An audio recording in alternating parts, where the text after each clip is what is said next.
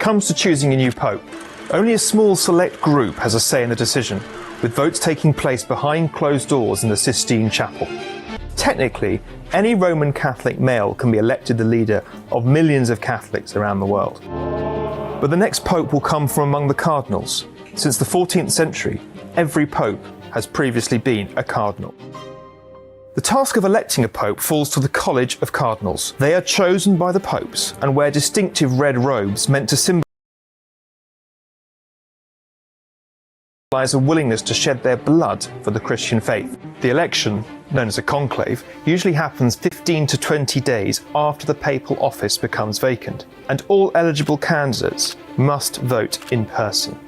Before they start voting, all the cardinals, including those over 80, gather for crucial meetings in Rome. It is here that the big questions facing the church are discussed and potential candidates start to emerge. The conclave begins with a special morning mass in St. Peter's Basilica. After this, the strictly guarded vote takes place in the Sistine Chapel. Once the conclave starts, cardinals aren't allowed to speak to anyone outside of the process, read media reports, receive messages, or discuss the details of the elections afterwards. If they break the conclave secrecy rules, they risk excommunication. Once the voting starts, they write a candidate's name on a ballot, and in order of seniority, they drop them into a chalice. Cardinals aren't allowed to vote for themselves. The results are recorded by 3 designated cardinals. To be elected pope, a candidate needs to gain 2/3 of the vote. If that doesn't happen, they vote again and again.